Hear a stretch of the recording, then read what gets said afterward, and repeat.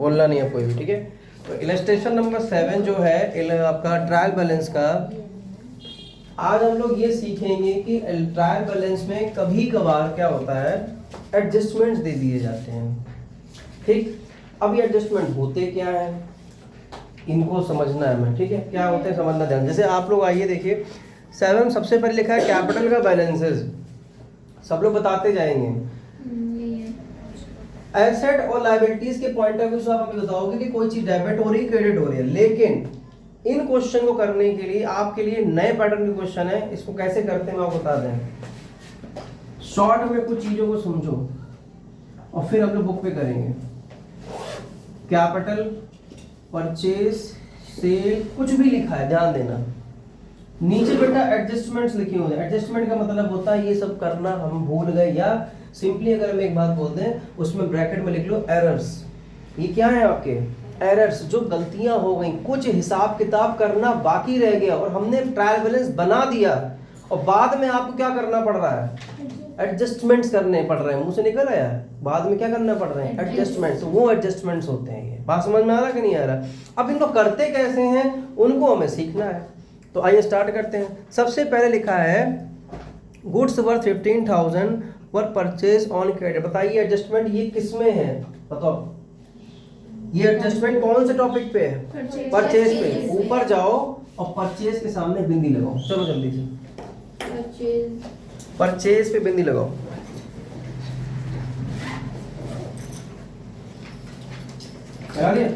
Next point, receive cheque for 24,000 from debtor in full settlement of account. अब बताओ ये, अब ये जो पॉइंट है किस पे है, डेटर पे बिंदी लगा लीजिए, डेटर पे लगाइए। थर्ड पॉइंट लिखा है goods amount to 3,000 were returned by customer. अब बताओ पहचानो ये कौन सा पार्ट है,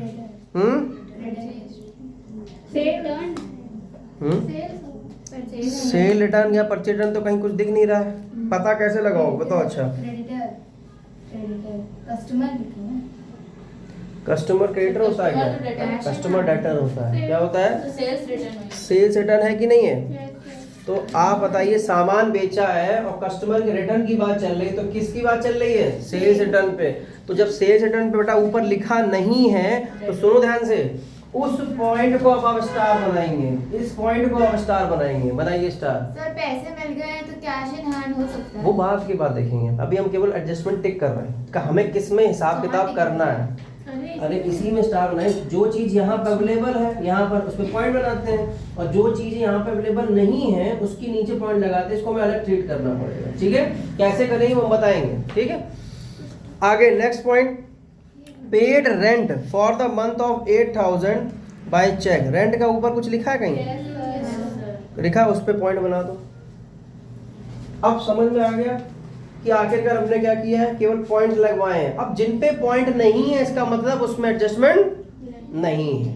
पहली बात तो मतलब जिस पे पॉइंट नहीं है लगा है उस पे कोई हिसाब किताब दिक्कत नहीं है, वो अकाउंट का हिसाब किताब क्या है, क्लियर है। अब एक बात बताओ, सब बच्चे बैठे हैं, ठीक। अब हम जिसकी फीस नहीं है उसको पॉइंट आउट करेंगे, जिसकी फीस आ गई उसको पॉइंट आउट करेंगे, नहीं आई है। तो यहाँ भी यही है, जिस अकाउंट में प्रॉब्लम है, जिस अकाउंट में एरर हो गया है, हम उसको पॉइंट को छेड़छाड़ करेंगे कि बाकी सबको करेंगे, उसी पॉइंट को ही समझेंगे।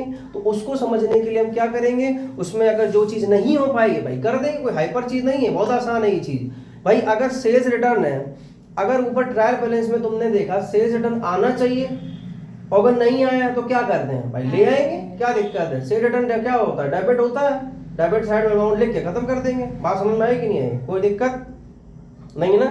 आइए स्टार्ट करते हैं सब लोग।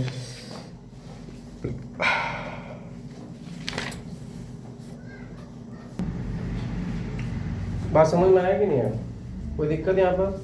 अब हम लोग स्टार्ट करते हैं। कैपिटल में क्या कोई एडजस्टमेंट है कि नहीं है, नहीं। उठा के एज इट इज पटक दो जाके। देखो सॉल्यूशन में ट्रायल बैलेंस में क्या कोई अमाउंट में चेंज है, एज इट इज 5 लाख रुपए लिखेंगे नहीं लिखेंगे, सॉल्यूशन देखो, सॉल्यूशन लिखा है। कॉपी में ध्यान नहीं दो, कॉपी सब बंद करो, अभी कॉपी की जरूरत नहीं है। अभी सिर्फ हम लोग आप कंसंट्रेशन मेरी बातों को समझें और जो हम बोल रहे हैं बस उतना ध्यान दें। हमने क्या बोला, कैपिटल में क्या कोई एडजस्टमेंट है? पर कैपिटल का बैलेंस कहाँ जाना चाहिए? डेबिट होना चाहिए, क्रेडिट होना चाहिए? क्रेडिट होना चाहिए। और जैसे ही आप बोल दिया सर क्रेडिट होना चाहिए, सॉल्यूशन में देखो जाके बिना किसी अमाउंट को एडजस्ट किए बिना आंसर में आपने ट्रायल बैलेंस में क्रेडिट साइड में सेम अमाउंट लिखा हुआ है। लिखा कि नहीं लिखा है? अब आइए next part, plant and machinery पे क्या कोई एडजस्टमेंट है? उठा के पटक दो, ऐसी जाके पटक देना, सही है ना? हाँ आगे नेक्स्ट पार्ट, फर्नीचर पे क्या कोई एडजस्टमेंट है? पटको उसको भी वहीं पे जाके। अब मजा आ रहा है नहीं आ रहा? अब आगे नेक्स्ट पार्ट, फर्नीचर के बाद बेटा cash in hand, cash in hand पे कोई एडजस्टमेंट है कि नहीं है? है? नहीं है। लेकिन ध्यान देना इसमें तो नहीं है, लेकिन कभी कभार जब आप एडजस्टमेंट एंट्री पास करोगे, कोई आपने ट्रांजैक्शन कैश का दिखाया है, हम बच्चों को हमेशा ध्यान देते हैं कि आप कैश का जरूर सोच के चलो, कुछ ना कुछ चेंज होने के चांसेस ज्यादा होते हैं। क्योंकि अब अपने जो हम लोगों ने एंट्रीज अभी नीचे एडजस्टमेंट्स पढ़े, उसमें सारा सब क्या है? सेल्स रिटर्न के बारे में बोला हुआ है कि नहीं है? कहीं कैश के बारे में जानकारी दी है? तो जब पैसा ऐसा आने जाने को हिसाब बना नहीं, इसलिए अमाउंट सेम जा रहा है, अदरवाइज नहीं जाता है। आगे कैश वाला समझ में आ गया? उसके बाद देखिए नेक्स्ट पार्ट क्या लिखा है, बैंक ओवरड्राफ्ट। बैंक ओवरड्राफ्ट में कोई चेंज आया कि नहीं आया? आया है। कहाँ लिखा? कैश इन हैंड 30,000 लिखा तो सेम। नहीं कैश इन हैंड केवल कैश नहीं कैश इन हैंड ही लिखा जाता है। जब आप बैलेंस पे दिखाते हो, बैलेंस शीट में, तो आप दिखाते हो कैश इन हैंड। बात समझ में आ रहा है कि नहीं आ रहा? आगे बैंक ओडी का अमाउंट, बैंक ओडी में क्या है? एडजस्टमेंट है कि नहीं है? सर है। Bank OD, bank overdraft. तो बेटा बैंक ओवरड्राफ्ट जो आपका है, कहाँ गया? क्या पॉइंट हम भूले गए? कौन सा क्वेश्चन था? भूल गए। हाँ, बैंक ओवरड्राफ्ट कहाँ गया? क्वेश्चन में दिया बैंक ओवरड्राफ्ट कितना दिया? 55,000 दिया ना शायद। 55,000 रुपये का बैंक ओडी दिया है क्रेडिट साइड में। आप सब लोग दिमाग लगाओ कौन सा पॉइंट इसमें बैंक ओडी का लगेगा?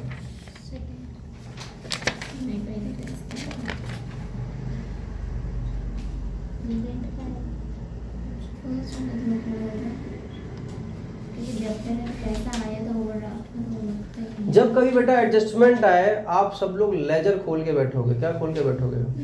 लेजर। तो अब आइए, बैंक ओडी बेटा आता कहाँ है? बैंक बैलेंस में आता है। ये बात हमको तुम लोग बता ही चुके हैं सबको कि बैंक का बैलेंस कभी ऐसा नहीं हो सकता कि एक तरफ पॉजिटिव भी आए और नेगेटिव भी है। बैंक का बैलेंस यहाँ पे क्या है? नेगेटिव बैलेंस है। क्या है ये? बैंक ओडी मतलब क्या है? नेगेटिव चला गया है। तो आप कहाँ लिखोगे? क्रेडिट साइड लिखोगे बाय बैलेंस बीडी। कितने रुपए? 55,000 रुपए। बात समझ में आया कि नहीं आया? पहले इतना तो अच्छा, कोई दिक्कत यहाँ पर किसी को नहीं है। अब आप ओपनिंग खोल के बैठ गए, सब चीजें, सारे चीज के अकाउंट्स खोल के बैठ गए। अब इस पे जा जाओ, बैंक ओडी को भी साथ में रखना, खोल के अकाउंट रखा हुआ है ना। आगे बाद में देखते हैं। परचेज पे कोई एडजस्टमेंट है? हैं? परचेज पे क्या एडजस्टमेंट है बताओगे? 15,000 क्या परचेज किया है? तो परचेज की एंट्री तुम लोग को आती कि नहीं आती है? क्या होती है? Purchase account debit to creditor. पहली एंट्री चेक करो क्या लिखी हुई है। ठीक, पक्की बात हो गई। पहला पॉइंट एडजस्ट हो गया। सेकंड एडजस्टमेंट बताइए, परचेज वाला काम हो गया। नेक्स्ट पे आइए सेल। सेल पे क्या कोई एडजस्टमेंट है कि नहीं है? हैं? नहीं है। तो सेल के अमाउंट में कितना अमाउंट लिखा हुआ है? 17,40,000। क्या उसमें देखो बैलेंस? हाँ, देखो एंट्री लिखने का मेन मकसद क्या है पहले समझो। जैसे मान लो अभी मैंने आपने बोला सर परचेज टू क्रेडिटर शब्द बोला। क्या बोला? Purchase account debit to creditor बोला। अब तुम लोग बताओ हमें ध्यान से, परचेज तुम्हारे लेजर ट्रायल बैलेंस में परचेज वाले अकाउंट को क्या करोगे कि नहीं करोगे? कंसिडर करना पड़ेगा कि नहीं करना पड़ेगा? करना पड़ेगा ना। क्रेडिटर्स आपके बढ़ रहे हैं कि घट रहे हैं? बढ़ रहा है ना, तो आपको कंसिडर करना पड़ेगा कि नहीं करना पड़ेगा? तो आपको दिखाना पड़ेगा ना। जैसे आपने मान लो परचेज अकाउंट है, जैसे क्रेडिटर है, आपके ट्रायल बैलेंस क्रेडिटर देखो लिखे कि नहीं लिखे? चेक करो जरा क्वेश्चन में। क्रेडिटर कितना लिखा हुआ है पिछला पुराना वाला 2,50,000 रुपए। अब क्रेडिटर आपके कितने हो गए 2,65,000 रुपए। तो भाई साहब बढ़े कैसे, क्योंकि ये 15,000 की वजह से। बात समझ रही समझ में आ रहा है। ये वाले जो एडजस्टमेंट्स हैं टीचर्स क्यों नहीं कराते, बहुत खोखटी वाली चीजें हैं, पर लेकिन समझते हैं। जो क्रेडिटर्स आपके पास इस तरीके से समझना, इसको थोड़ा और इजी वे में लेके आते हैं। देखो ध्यान से, ऐसे करके देखो और अच्छा महसूस होगा। देखना, मान लो जब भी कभी एडजस्टमेंट वाले क्वेश्चन करो ना तो ऐसे एक टाइमलाइन बना लिया करो। यहाँ पर क्रेडिटर्स तुम्हारे पहले कितने के थे बताओ? 2,50,000।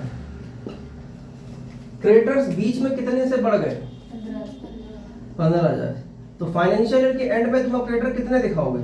2,65,000। आगे मुझे ठीक है ना भाई। ओपनिंग बैलेंस हमें दिखाया आपने इतना, बीच में ट्रांजैक्शन हो गया प्लस हमारे क्रेडिटर्स इतने से बढ़ गए, और उठा के हमने दिखा दिया कि 2,65,000। तो ट्रायल बैलेंस में आपका ये अमाउंट जाएगा, ये अमाउंट जाएगा, ये जाएगा आपका। तो सर एडजस्टमेंट करने के बाद फिर उसका जनरल बनाते हैं, फिर लेजर दोबारा ट्रायल बैलेंस बनाते हैं? नहीं, जनरल में बनाते हैं। बताएं होता क्या है, जब कोई एडजस्टमेंट्स होते हैं, तुमको मैंने अभी बताया कि कुछ एडजस्टमेंट्स हम करना भूल जाते हैं। तो जो करना भूले हो, तो क्या तुम्हें लगता है कि जनरल तुमने बनाया होगा? भूले होगे तो सब भूले होगे ना, जनरल भी भूले होगे, लेजर भी भूले होगे, ट्रायल बैलेंस भी भूले होगे। तो अब आपको पूरा दिखाना पड़ेगा भाई। जर्नल आपने बना के दिखा दिया, फिर देखिए क्वेश्चन में उसके लेजर भी बनाए गए हैं, फिर आपने लेजर भी बना के दिखा दिया, प्लस ट्रायल बैलेंस आपने बनाया है पर उतने कम अमाउंट से डेबिट या क्रेडिट हुआ है, वो आप जाके यहाँ पर प्लस या माइनस करके शो कर देते हो, तो ट्रायल बैलेंस भी इनडायरेक्टली बन जाता है। तो आपको तीनों चीजें करेक्ट करनी पड़ती हैं। बात समझ में आया कि नहीं आया? अब जैसे ये आपने ये वाला देख लिया, दूसरी एंट्री देखो बेटा लिखी हुई है, receive cheque of 24,000 from the debtor in full settlement of account 25,000। अब ये जनरल एंट्री, तुम लोग बेटा इतने स्मार्ट हो चुके हो, पैसा कितना आ रहा है 24,000 रुपए। तो आपने लिख दिया बैंक अकाउंट डेबिट, पैसा आ रहा है 24,000 रुपए। भाई कैंसिल डेटर्स कितने के किए आपने? 25,000 रुपए के। जब आप पेमेंट कर रहे हो डेटर का, कितना पेमेंट कर रहे हो, कितना पैसा कम मिला? तो भाई ये मेरे लिए क्या है? डिस्काउंट हो गया, है कि नहीं है? डिस्काउंट अलाउड है कि रिसीव्ड है? अलाउड है। अब आप एक बात बताओ, अगर पिछले ट्रायल बैलेंस में बैंक अकाउंट है तो 24,000 से प्लस करोगे कि नहीं करोगे? सर माइनस करेंगे। क्या पैसा आया है ना, हाँ तो यहाँ से क्रेडिटेड है। क्रेडिट क्या नाम है, क्रेडिट बैलेंस है ना, तो वो आपका क्या होगा, पॉजिटिवली बढ़ेगा कि नहीं बढ़ेगा? भाई आपको जैसे एक बात बताओ, अभी मैंने लेजर बनाया था, ध्यान करो, बैंक अकाउंट बनाया था कि बनाया था? बनाया था। तो बैंक, उसमें आपने क्या लिखा था? क्रेडिट साइड, बैंक बैलेंस आप क्रेडिट साइड में लिखोगे। बैंक अकाउंट क्या रिफ्लेक्ट करता है? Debit the receiver, credit the giver, मतलब डेबिट व्हाट कम्स इन, मतलब क्या था, रिसिप्ट। और इधर क्या होता है, पेमेंट होता है कि नहीं होता? ये तो बात आपका पता है।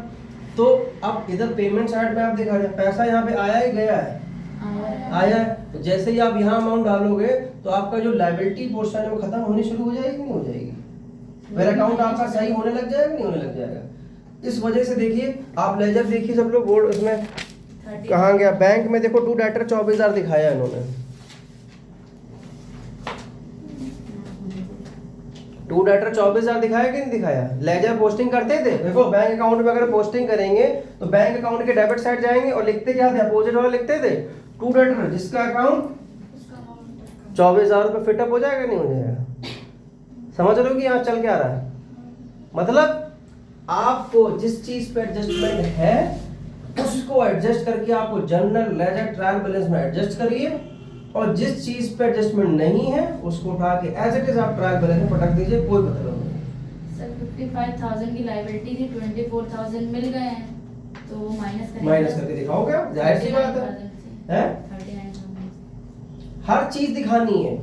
और कभी अगर दिक्कत लगे ना तो एक शॉर्ट तरीका और है, समझना ध्यान से। डेटर यहाँ पे 25,000 से कम हुए कि नहीं हुए, यही एंट्री तुम्हें बताएगी। तुमने बस अगर एंट्री आती तो भी कर लोगे। डेटर 25,000 से कम हुए, हम ट्रायल बैलेंस में माइनस करके लिखेंगे। डिस्काउंट हमारा अभी तक फिर से ट्रायल बैलेंस में अलाउड नहीं आ रहा था, अब आएगा डेबिट साइड में।